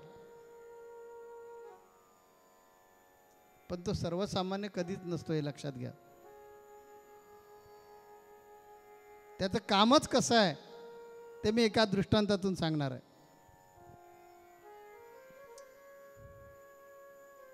एक बाई आपलं छोटंसं मूल घेऊन बाजारपेठेमध्ये जाते, बाजारात जाते. आता बाजार म्हटलं की अनेक दुकानं आहेत, असा प्रसंग डोळ्यासमोर उभा करा. एकाला एक लागून अशी अनेक दुकानं आहेत, इकडे दुकानं आहेत, अशी दूरपर्यंत दुकानच दुकान, म्हणजे बाजारपेठच आहे ना ती. बाजारपेठ म्हटल्यानंतर जेवढी दुकानं तशी माणसं पण असणार, वेगळ्या प्रकारच्या साहित्य खरेदी करण्यासाठी. ते एका बाईबरोबर एक तिचं छोटंसं मूल असतं, एक 4 वर्षाचं समजूया, 3 ते 4 वर्षाचं मूल असतं बरोबर. त्या आईचा आपला हात पकडून त्या आईबरोबर आलेलं असतं दुकानामध्ये. त्या आईला काही वस्तू घ्यायच्या असतात म्हणून ती एका दुकानामध्ये जाते आणि दुकानदारबरोबर काहीतरी बोलत असते. इतक्यात त्या लहान मुलाचं लक्ष एका मांजरीच्या पिल्ल्यावर जातं. ती मांजर आणि तिचं पिल्लू एकमेकाच्या अंगावर खेळत असतात, उड्या मारत असतात. त्या मुलाला आश्चर्य वाटतं आणि त्या मुलगा पण त्या मांजरीणीजवळ आणि त्या पिल्लाजवळ जातो आणि खेळत बसतो. संत कबीर ते सगळं दृश्य बघत असतात की मुलगा इतका ते खेळण्यामध्ये गर्क झालेला असतो, एकाग्र झालेला असतो की त्याला कळतच नाही आपली आई कधी दुसऱ्या दुकानात निघून गेली ती. आणि आईसुद्धा सामान खरेदी करण्याच्या नादामध्ये कधी एकदा त्याला सोडून पुढच्या दुकानात निघून गेले तर तिलाही माहिती नाही पोर काय करते ते, विसरली ती पण. आणि ती पुढच्या दुकानामध्ये निघून गेली काही वस्तू खरेदी करण्यासाठी. आणि हे मूल जे आहे ते त्या मांजरीचे पिल्लं मांजरीबरोबर कशी खेळतायत ते बघत बसलं. त्यांना उचलून, त्या लहान पोरांना उचलून घेते. मांजर पाळलेली होती त्यामुळे चावण्याचा काही प्रश्न नव्हता. आपलंही तसंच होतं बघा की आपण सुद्धा हा मानवनिर्मित संसार ह्याच्यात इतके अडकलेलो आहोत की आपल्यालाही भान नाही. अरे बाबा पिकले, कलर लावतो आणि झाकण्याचा प्रयत्न करतो, हे वय दिसता का म्हणे.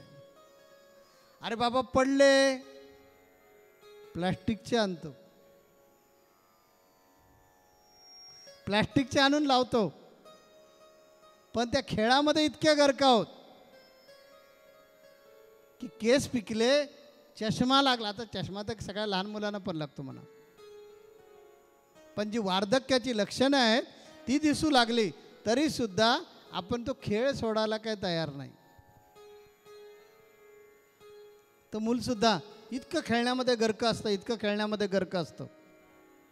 आणि शेवटी ती मांजर कंटाळते आणि उडी मारते आणि पळते. त्याबरोबर पाठवून मागून तिची ती पिल्लं त्या मुलाच्या हातातून निसटून निघून जातात. आता मांजर पळाली, पिल्लं पळाली.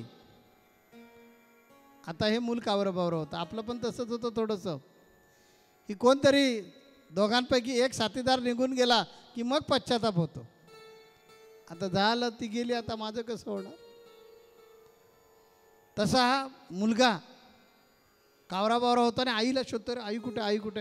म्हणजे मगापासून अर्धा पाऊण तास तो आईला विसरला होता आणि या प्रेमामध्ये पडला होता. त्या मांजरीचे पिल्लं आणि मांजर हिच्या प्रेमात पडलेला असल्यामुळे खऱ्या आईला तो कधीच विसरून गेला होता. आपण ह्याच्यापेक्षा वेगळं काय करतोय? आपण ह्याच्यापेक्षा वेगळं काय करतो? काहीच नाही करत. आणि मग मात्र त्याला आठवण होते आईची आणि भोकाड पसरून मोठ्यानं रडायला सुरुवात करतो. संत कबीर हे सगळी गंमत बघत असतात. तो अतिच रडायला लागल्याबरोबर त्यांनाही दया येते. भगवंत तेच करतो की ज्यावेळी तुम्ही अति अति अति दुःखाच्या आवेगानं त्याला हाक मारू लागलात की मग भगवंत तुम्हाला अशा कुठल्या तरी मार्गावर आणून सोडतो. तसं संत कबीर त्या मुलाजवळ जातात, त्या मुलाला घेतात आणि चल बाबा रडू नको, तुझी आई तुला दाखवतो. आणि त्याचा हात धरून संत कबीर त्याच्या आईकडे घेऊन सुपूर्द करतात. सद्गुरू पण तेच करतात. तुम्ही इथून जोपर्यंत रडत नाहीत, इथून जोपर्यंत त्याला हाक मारत नाहीत, तोपर्यंत तोही तुम्हाला कधी उचलून घेणार नाही. सद्गुरू रूपी स्वरूपामध्ये तो येणार नाही आणि त्याच्या हृदयाचं तुमच्या हृदय घालणार नाही. म्हणून म्हणतात अध्यात्मामध्ये एक तर अध्यात्मात येण्यासाठी पूर्ण पश्चाताप व्हावा लागतो, तर अध्यात्मात येऊ शकतं. नाहीतर पूर्व सुकृत असलं पाहिजे तर अध्यात्मात येऊ शकतं.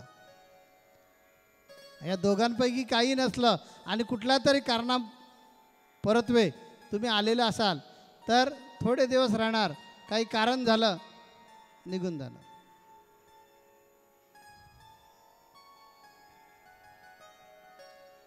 त्यालाच आईकडे भेटते की जो तिची अभिलाषा करत असतो. आई म्हणजे कोण? परमात्मा.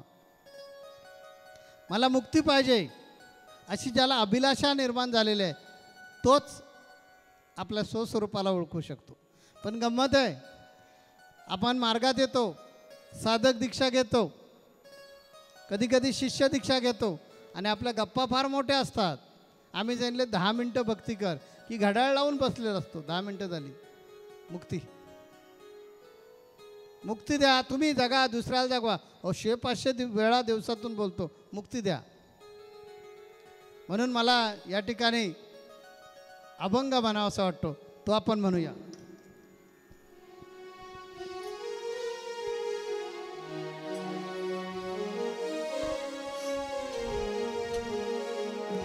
भक्ती वाचूनी मुक्तीची मज जडली रे व्याधी. भक्ती वाचूनी मुक्तीची मज जडली रे व्याधी. विठ्ठला मीच खरा अपराधी. विठ्ठला मीच खरा अपराधी. विठ्ठला मीच खरा अपराधी. भक्ती वाचूनी मुक्तीची मज जडली रे व्याधी. भक्ती वाचूनी मुक्तीची मज जडली रे व्याधी. विठ्ठला मीच खरा अपराधी. विठ्ठला मीच खरा अपराधी. विठ्ठला मीच खरा अपराधी. ज्ञानेशाचे अमृत अनुभव. ज्ञानेशाचे अमृत अनुभव. अनुकंपेचे नेत्री आसव. अनुकंपेचे नेत्री आसव. स्वप्न तरलसे नकळे शैशव. स्वप्न तरलसे नकळे शैशव. विरले त्यात कधी. विरले त्यात कधी. विठ्ठला मीच खरा अपराधी. विठ्ठला मीच खरा अपराधी. विठ्ठला मीच खरा अपराधी. भक्ती वाचूनी मुक्तीची मज जडली रे व्याधी. भक्ती वाचूनी मुक्तीची मज जडली रे व्याधी.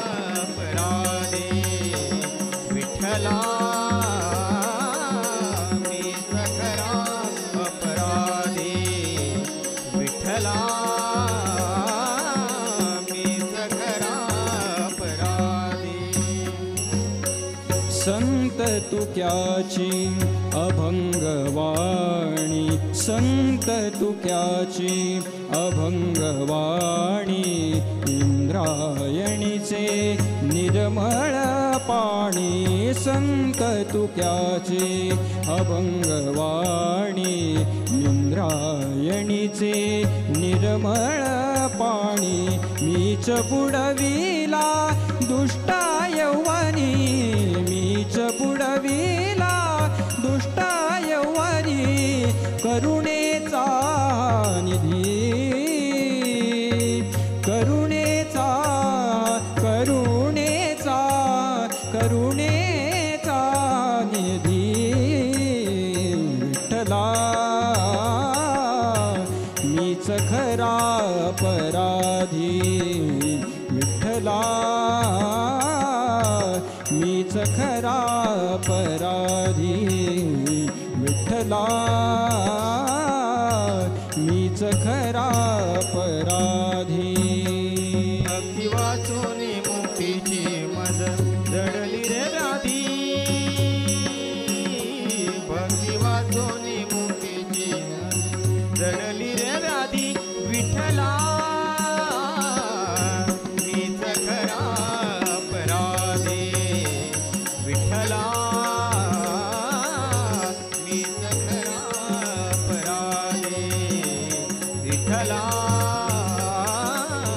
मीच खरा अपराधी सरदेश ईशव स्वच्छंदीपण सरदेश ईशव स्वच्छंदीपण नुरले यौवन नुरले मी पण नुरले यौवन उरले मी पण परिन रंगाले प्रमप्त हे मन परिन रंगाले प्रमप्त हे मन तुझ्या चिंतनी कधी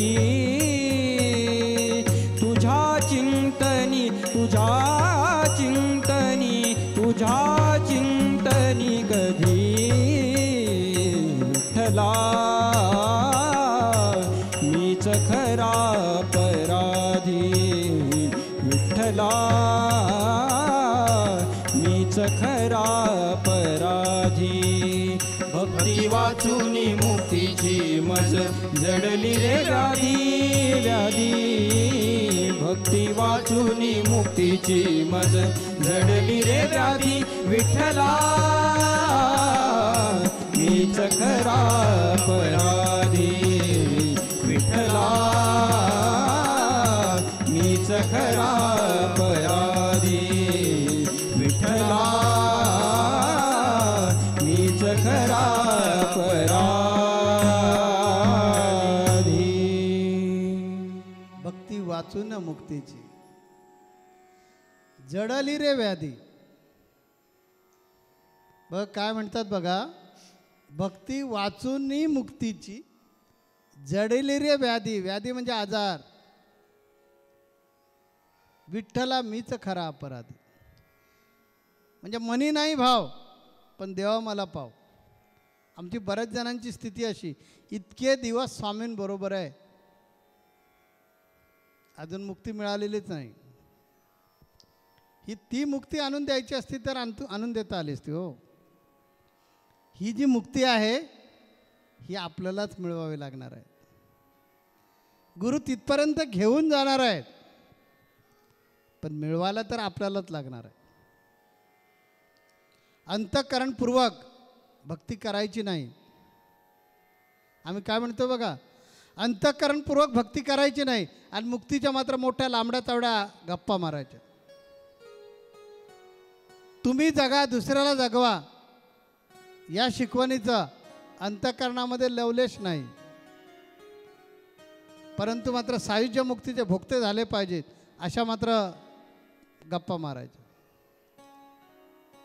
मला मुक्ती हवे मला मुक्ती हवे अरे बाबा तुला मुक्ती हवी असेल तर गुरूंचा अनुग्रह घे बरेच जण म्हणतील की आम्ही अनुग्रह घेतला की स्वामी ही बघा स्फटिकाची माळ माझ्या गळ्यात केवढी मोठी आहे गुरु करून टाकलाय गुरुला स्वीकारलेलं नाही आहे. हे वरून धो धो पाऊस पडलेला आहे, वरचा पृष्ठभाग फक्त ओला झाला आहे, आतमध्ये 1 इंच पण झिरपलेलं नाही आहे. अशानं मुक्ती कधी मिळणार नाही.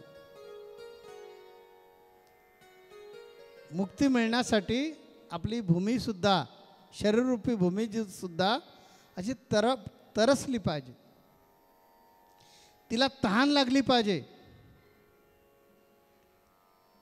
ती तहानेनं व्याकुळ असलेली पाहिजे, तर ती गुरुरूपी शब्दानं भिजणार आहे. गुरूंच्या शब्दामध्ये विलक्षण शक्ती असते, ती त्या साधकाच्या, त्या शिष्याच्या अंतःकरणामध्ये प्रचंड बदल करू शकते. पण भूमी तशी हवी. कोकणामध्ये प्रचंड पाऊस पडतो, पण नोव्हेंबर डिसेंबर नंतर पाण्याचा दुष्काळ पडतो, कारण ते शोषून ठेवण्याची क्षमताच नाही. कोकणात जेवढा पाऊस पडतो एवढा पाऊस जर मराठवाड्यामध्ये, लातूरला, उस्मानाबाद, नांदेड वगैरे या बाजूला पडला तर मला वाटतं लातूर वाहून रत्नागिरीपर्यंत येईल. पण कोकणामध्ये इतका इतका इतका पाऊस पडतो, काहीच वाहत नाही. तशी स्थिती आहे.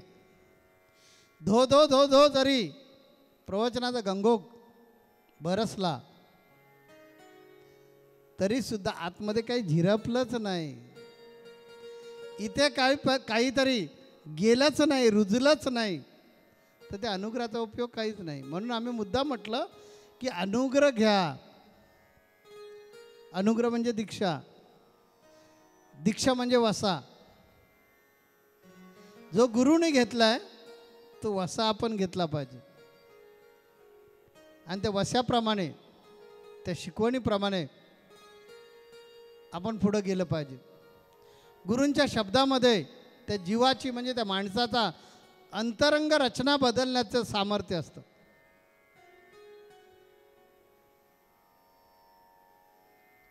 गुरूंच्या शब्दामागे त्यांच्या तपश्चर्येचं मोठं सामर्थ्य असतं.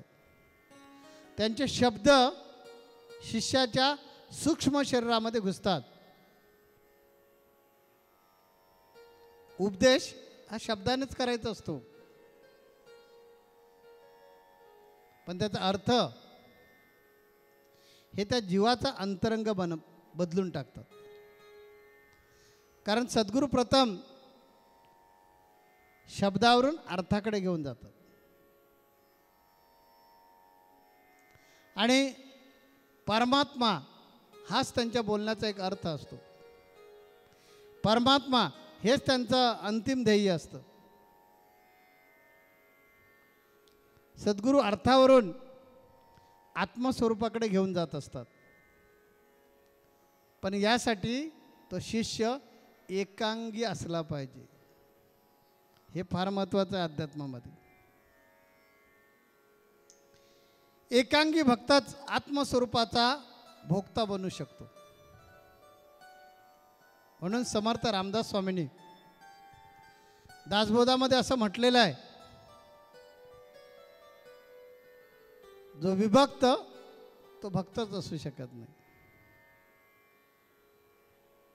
यालाच भगवान कृष्णानं एकांगी भक्त म्हटलं गीतेमध्ये. या एकांगी भक्ताच्या अंगामध्ये 6 लक्षणं दिसून येतात. म्हणजे 6 लक्षणं एकांगी भक्तामध्ये असली पाहिजे.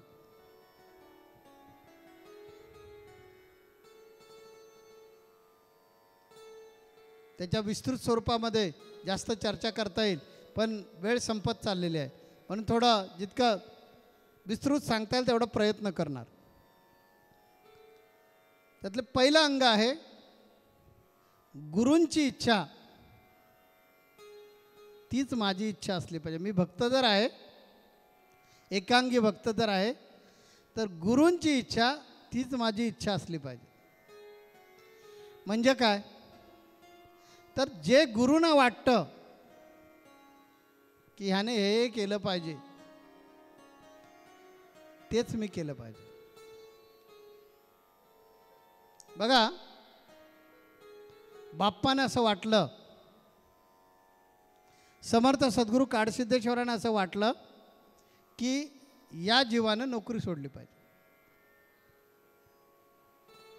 आपल्याला माहिती आहे की आम्ही कनेरीला असताना बाप्पाने मला विचारलं, तू काय करतोस? मी म्हटलं नोकरी करतो. ते म्हणाले नोकरी सोड. मी हां म्हटलं, बस विचारलंच नाही का म्हणून. तोच एकांगी भक्त या पदापर्यंत पोचू शकतो. त्याने एवढंच सांगितलं, नोकरी सोड. गुरु वाक्य मंत्र मूलम. गुरूंचं वाक्य हाच मंत्र असला पाहिजे ना.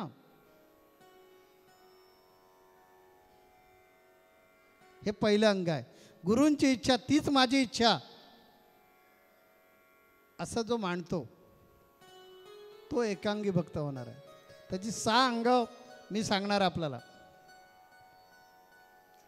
दुसरं अंग असं असलं पाहिजे, गुरूंच्या इच्छे विपरीत त्या साधकानं, त्या भक्तानं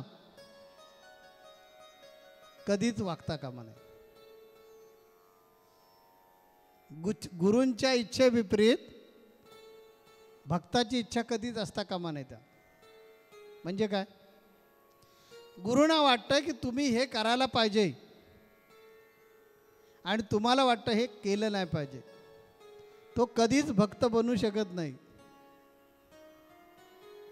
तो कधीच एकांगी भक्त होऊ शकत नाही.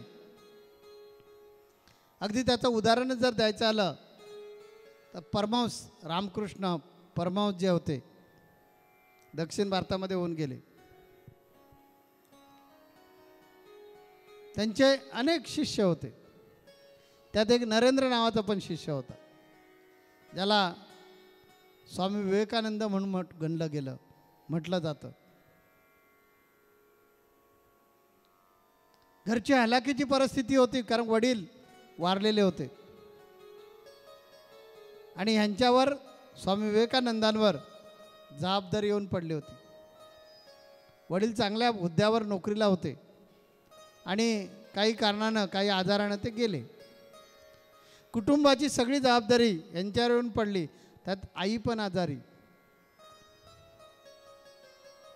आणि हे का आले होते माहिती आहे का, त्यांनी बऱ्याच ठिकाणी अभ्यास केला होता आणि त्यांचा प्रश्न एकच होता, मला तुम्ही देव दाखवणार का? गमत आहे बघा काय. आणि हा प्रश्न घेऊन ते रामकृष्ण परमहंसांकडे आले होते. आणि गुरूंचं मुख्य लक्षण तेच आहे, तुम्हाला हमी देणं. जे मगाशी पूर्वार्धामध्ये मी सांगितलं. स्वामी विवेकानंदांनी रामकृष्ण परमहंसांना विचारलं होतं की तुम्ही मला देव दाखवणार का? तर स्वामी रामकृष्ण म्हणलं, का नाही, नक्कीच दाखवेल. आणि त्याची अनुभूती आल्यामुळे स्वामी विवेकानंद त्यांच्या प्रेमात पडले. नुसते प्रेमात पडले की तिथे थांबून राहून चालत नाही, तिथून परीक्षा सुरू होते. आणि शिष्य हा क्षणाक्षणाला परीक्षेला बसत असतो आणि क्षणाक्षणाला नापास होत असतो. आपण विद्यार्थी आहोत, आपली दररोज परीक्षा होणार, क्षणोक्षणी परीक्षा होणार. त्या प्रत्येक क्षणाच्या परीक्षेमध्ये पास होण्यासाठी आपण एकच भांडवल आपल्यामध्ये ठेवलं पाहिजे, तो म्हणजे आपण एकांगी भक्त असलो पाहिजे. तुझ्याशिवाय दुसरा कोणी नाही. तुझी इच्छा तीच माझी इच्छा. मग आईने सांगितलं स्वामी विवेकानंदांना, की अरे बाळा, तुझे जे गुरु जे म्हणतोस ते म्हणे कालिका मातेचे भक्तगण आहेत आणि ते कालिका माता त्यांचं ऐकते. त्या तुझ्यासाठी काहीतरी मागून घे ना. बघ माझी परिस्थिती अशी आहे, मी आजारी आहे, आता कुटुंबाचा संपूर्ण गाडा तुझ्यावर पडलेला आहे. तर बाळा, तू तुझ्या गुरूंकडे आता जातोयस ना, तर काहीतरी मागून घे. हो आई, मागतो. स्वामी विवेकानंद रामकृष्ण परमहंसांकडे नेहमीप्रमाणे भेटायला आलेले असतात. परमहंसाने ओळखलेलं असतं की आणि गंमत बघत असतात. ते येऊन तिथे बसलेले असतात स्वामी विवेकानंद रामकृष्णांच्या पायापाशी. रामकृष्ण म्हणतात, अरे ते काय बोलत नाहीत ना, स्वामी विवेकानंद जास्त काही बोलत नाहीत, बराच वेळ झाला तरी काही बोलत नाहीत. म्हणून रामकृष्णच प्रश्न विचारतात, अरे नरेंद्रा, तुला काहीतरी मागायचं आहे. येताना काहीतरी तुझ्या आईने आठवण केलंय, तुला मागायला सांगितलेलं आहे. जा बेटा, जा त्या कालिका मातेकडे माग, ती सगळ्या इच्छा पूर्ण करते. गुरुआज्ञा झाल्यामुळे स्वामी विवेकानंद जातात मंदिरामध्ये, देवीचं दर्शन घेतात. पण गुरूंच्या चरणाची सेवा हे मागून परत येतात.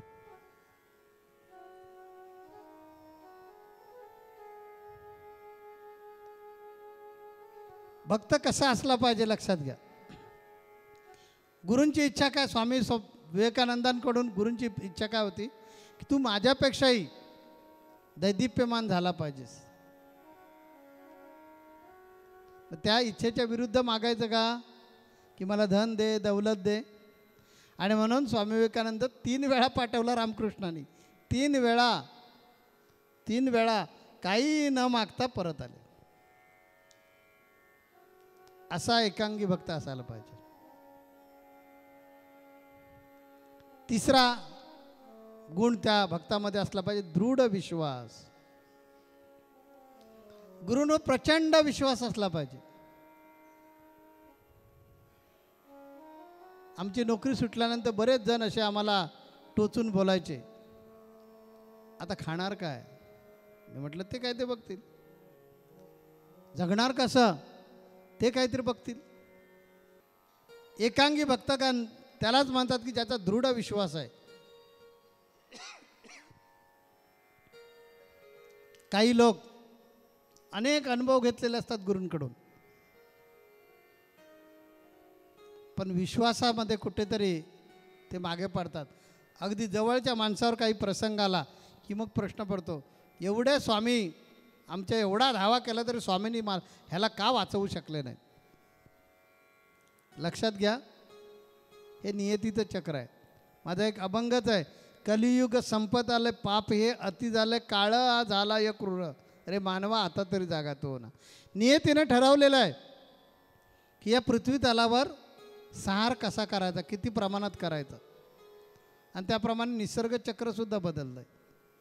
एवढे शास्त्रज्ञ जंग पिछाटून घेत आहेत, जंग पिछाडत आहेत, तरीसुद्धा एवढासा तो व्हायरस अजूनही कंट्रोलमध्ये आणू शकत नाही आहेत. त्याला वाटणार, त्या भगवंताला वाटणार, तर नक्की त्याच्यावर उपाय होणार. हे जरी मानवनिर्मित संकट असलं तरीसुद्धा हा नियतीचा खेळ आहे. आपण त्याच्या हातातलं बावलं आहोत. मग तो कधी आपल्याला मृत्यूच्या दाढेतून बाहेर काढून घेऊन येईल की आपण मृत्यूच्या दाढेशी काहीच संबंध नाही, तरीसुद्धा काळाचं भक्ष्य होणार. नियतीचा खेळ हे लक्षात ठेवलं पाहिजे. आणि यासाठी कर्म इथं उपयोगी पडतं. बऱ्याच जणांना प्रश्न पडतो की एवढे स्वामीची आम्ही भक्ती करतो, मग माझा हा माणूस गेलाच का. आपण हे लक्षात घेतलं पाहिजे, भगवान कृष्ण स्वतः देव होते, भगवान प्रभू रामचंद्र स्वतः देव होते. त्यांना 14 वर्ष वनवासात का जावं लागलं. ते असताना आपल्या वडिलांना का जगू शकले नाहीत. राजा दशरथ रामाच्या विराहानं गेले. भगवान कृष्णांच्या समोर रणांगणामध्ये त्यांचा सक्का भाचा अभिमन्यू रणांगणामध्ये पडला. प्रचंड नरसंहार झाला त्यांच्या डोळ्यासमोर. तर हा नियतीचा खेळ आहे. कोण कुणाचं भक्ष्य होणार, कधी भक्ष्य होणार, हे या ललाटामध्ये लिहिलेलं आहे. उलट एकांगी भक्तानं हे लक्षात ठेवलं पाहिजे की एवढ्या जणांना स्वामींनी वाचवलं नाही, ह्याला का वाचवू शकलं नाही. त्याचं प्राक्तनच तसं असेल. बऱ्याचदा आपण प्रापंचिक जगामध्ये वावरत असतो आणि मग ती कॅल्क्युलेशन चुकीच्या पद्धतीने करतो आणि मग एकांगी भक्त असून सुद्धा वाहत जातो. काय नाही, माझा माणूस गेला. अरे कुठलाच माणूस बाबा ताम्रपट घेऊन आलेला नसतो. ह्या स्वामी नावाचा देहसुद्धा आणखीन काही वर्षानंतर जाणारच आहे. त्या एकांगी भक्ताचं तिसरं लक्षण आहे की दृढ विश्वास. एकांगी भक्ताचं चौथं लक्षण आहे कृतज्ञता. जीवनामध्ये ज्या ज्या काही घडामोडी होतात, जे काही वर खाली घडत असतं, जे काही आपल्याला भौतिक ऐश्वर्य मिळालेलं असतं, जे काही आध्यात्मिक ऐश्वर्य मिळालेलं असतं, ते गुरूंच्या कृपेखेरीज शक्य नाही आहे. त्यासाठी गुरुकृपाच असावी लागते. अशी कृतज्ञतेची भावना ते एकांगी भक्ताच्या अंतःकरणामध्ये ओतप्रोत भरलेली असली पाहिजे. भगवान कृष्णाने सांगितलं जे होतंय ते माझ्यामुळे होतंय, जे घडतंय ते मी घडवतोय. जीवनामध्ये जे जे काही आपल्या भलं भलं झालेलं असतं त्यामध्ये गुरूंचा हात असतो, हे लक्षात घ्या. तर एकांगी भक्त कृतज्ञ असला पाहिजे, कृतज्ञता त्याच्याकडे असली पाहिजे की हे माझ्या गुरूंच्या कृपेमुळे शक्य नाही आहे, ही गुरुकृपा आहे माझ्यावर. हे एकांगी भक्ताचं चौथं लक्षण आहे. एकांगी भक्ताचं पाचवं लक्षण आहे, जे माझं आहे ते सर्व गुरूंचंच आहे. जे काही माझं आहे ते सर्व गुरूंचंच आहे.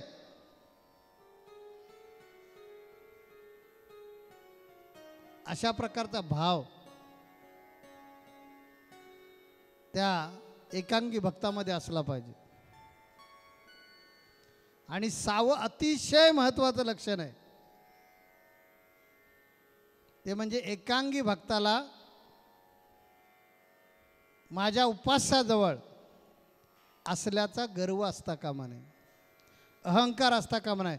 तो माझ्याजवळ आहे, मी त्याचा आहे आणि तो माझा आहे.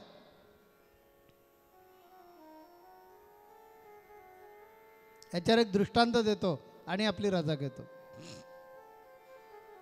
नामदेव महाराजांनी लहानपणीच भोळा भाव, त्यामुळे लहानपणी जे वडिलांना शक्य नाही झालं ते नामदेव महाराजांनी करून दाखवलं. इतके वर्ष परंपरेनं विठ्ठलाची पूजा करणारे नामदेवांचे वडील एके दिवशी बाहेर गेलेले असताना नामदेव महाराजांवर नैवेद्य दाखवायची जबाबदारी येते. आता निष्पाप बालक त्यांना काय माहीत नाही की बाबा नैवेद्य दाखवतात आणि घेऊन येतात. पण नामदेव महाराज घेऊन गेले नैवेद्य आणि बराच वेळ झाला तर देव नैवेद्य खात नाही. आता आई रागवेल म्हणून त्यांनी डोकं फोडून घ्यायला सुरुवात केली. शेवटी विठ्ठलाला यावं लागलं आणि तो नैवेद्य भक्षण करावं लागलं. तिथून त्यांचं प्रेम चंद्राच्या कोरीप्रमाणे विठ्ठलावर वाढत वाढत वाढत जाऊ लागलं. आणि नामदेव महाराज म्हणजे गळ्यातला ताईत झाले विठ्ठलाच्याने. विठ्ठलाच्या गळ्यातलं ते ताईत आणि नामदेव महाराजांच्या गळ्यातलं विठ्ठल ताईत. कधी कधी असं होतं गुरु शिष्यांच्या बाबतीमध्ये, एकदम लाडका, त्यावेळी गर्व येण्याची शक्यता असते, अहंकार येण्याची शक्यता असते. जसं मागाच्या उत्तराधिकाऱ्यांच्या प्रवचनामध्ये राधेला गर्व झाला होता, तसा नामदेव महाराजांना पण गर्व झाला होता की नामदेव महाराजांना वाटायचं की मी किती प्रेम करतो आणि माझ्यावर जेवढं प्रेम आहे एवढं कुणावरच नाही. गोष्ट मोठी आहे, वेळ संपत आला म्हणून शॉर्टकटमध्ये सांगतो. एक दिवशी नामदेव महाराज असेच रावळात गेलेले असताना विठ्ठलानं सांगितलं की नामदेव आपण जरा बाहेर जाऊया. आणि फिरत ते बाहेर आले आणि एका चौकात येऊन त्यांनी नामदेव महाराजांना चकवा दिला आणि पळायला लागले. विठ्ठल पुढे नामदेव महाराज मागे, विठ्ठल पुढे नामदेव महाराज मागे. असं होत होत होत होत ते संत रोहिदासाच्या घरामध्ये घुसले. भगवान विठ्ठल नामदेव मागे राहिलेले आहेत. विठ्ठल संत रोहिदासांच्या घरी गेलेत. संत रोहिदासांचं घर म्हणजे एकदम झोपडी आहे, तिथे लपायला काहीच नाही आहे जागा. आणि विठ्ठल सांगू लागले की अरे बाबा मला तू लपव, माझ्या पाठीमागे गुंड लागलेला आहे, मला लपव. संत रोहिदासांना प्रश्न पडला, आता कुठे लपवणार? जागाच नाही आहे लपवायला. कुठेही लपवून जरी ठेवायचं झालं तरी पटकन ह्या छोट्याशा घरामध्ये दिसणार. त्यांनी मागचा पुढचा विचार केला नाही. हातामध्ये रापी होती, त्यांनी टारकनवरती आपलं पोट पाडलं आणि म्हणाल देवा एवढीच जागा आहे. देव आतमध्ये गेले आणि पोटामध्ये जाऊन बसले. इतक्यात लगबगीने नामदेव आतमध्ये आले. आल्यानंतर ते शोधू लागले विठ्ठलाला. आता एवढासा छोटीशी झोपडी, त्या झोपडीमध्ये शोधायचं काय राहणार? तुझं असं एक नजर टाकली तरीसुद्धा काही वस्तू लपून राहिली असेल तर सापडू शकते. नामदेव महाराजांनी भरपूर प्रयत्न केला पण कुठेच विठ्ठल दिसले नाहीत. नामदेव महाराजांना पक्क माहिती होते इथेच घुसलेले आहेत, इथेच आले, इथेच शिरले. शेवटी नामदेव महाराज काकुळतेला रडायला लागले आणि ज्यावेळी ढसाढसा रडू लागले, विनंती करू लागले की हे विठ्ठला, मला माझी चूक कळलेली आहे, कृपा करा आणि आता तुम्ही प्रकट व्हा. तेव्हा रोहिदासाने आपलं पोट परत चिरलं आणि त्याच्यातून विठ्ठल बाहेर आले. त्यावेळी त्यांना अधिकार कळला की माझ्यापेक्षाही कितीतरी भक्त त्या शांभवीचे, त्या भगवंताचे लाडके आहेत.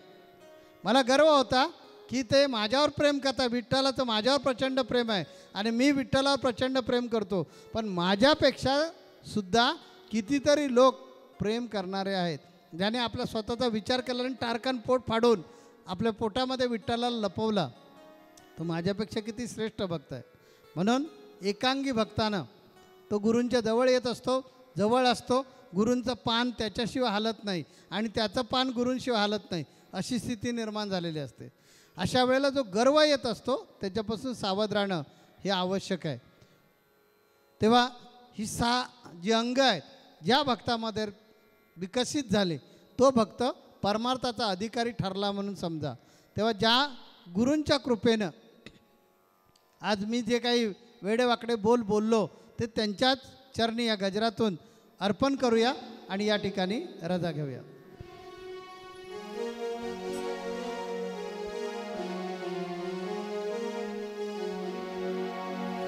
गुरु महाराज गुरु जय जय परब्रह्म सद्गुरु. गुरु महाराज गुरु जय जय परब्रह्म सद्गुरु. गुरु महाराज गुरु जय जय परब्रह्म सद्गुरु. गुरु महाराज गुरु जय जय परब्रह्म सद्गुरु. गुरु महाराज गुरु जय जय परब्रह्म सद्गुरु. गुरु महाराज गुरु जय जय परब्रह्म सद्गुरु. गुरु महाराज गुरु जय जय परब्रह्म सद्गुरु. गुरु महाराज गुरु जय जय परब्रह्म सद्गुरु. भक्ति शक्ति मुक्ति दाता तू है कल्पतरु. गुरु महाराज गुरु जय जय परब्रह्म सद्गुरु. गुरु महाराज गुरु जय जय परब्रह्म सद्गुरु. भक्ति शक्ति मुक्ति दाता तू है कल्पतरु.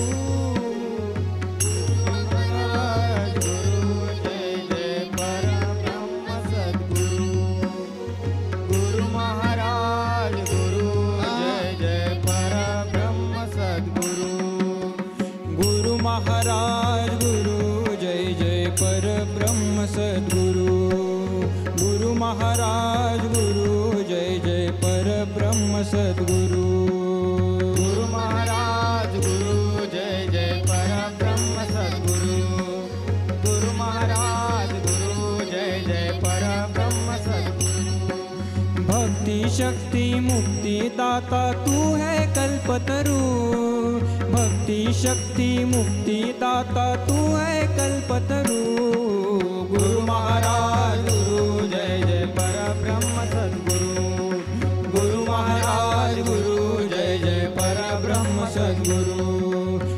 भक्ति शक्ति मुक्ति दाता तू है कल्पतरु भक्ति शक्ति मुक्ति दाता तू है कल्पतरु गुरु महाराज गुरु जय जय परब्रह्म चला चला गुरु महाराज गुरु जय जय परब्रह्म सद्गुरु गुरु महाराज गुरु जय जय परब्रह्म सद्गुरु गुरु महाराज गुरु जय जय परब्रह्म सद्गुरु गुरु महाराज गुरु जय जय परब्रह्म सद्गुरु गुरु महाराज गुरु जय जय परब्रह्म सद्गुरु भक्ति शक्ति मुक्ति दाता तू है कल्पतरु भक्ति शक्ति मुक्ति दाता तू है कल्पतरु गुरु महाराज गुरु जय जय परब्रह्म सद्गुरु गुरु महाराज गुरु जय जय परब्रह्म सद्गुरु गुरु महाराज गुरु जय जय परब्रह्म सद्गुरु गुरु महाराज गुरु जय जय परब्रह्म सद्गुरु जगत गुरु नरेंद्राचार्य महाराज की जय सद्गुरु काड सिद्धेश्वर महाराज की जय संत शिरोमणि गजानन महाराज की जय आद्य जगद्गुरु रामानंदाचार्य महाराज की जय सियावल्लभ रामचंद्र की जय परम पूज्य कानिफनाथ महाराज की जय।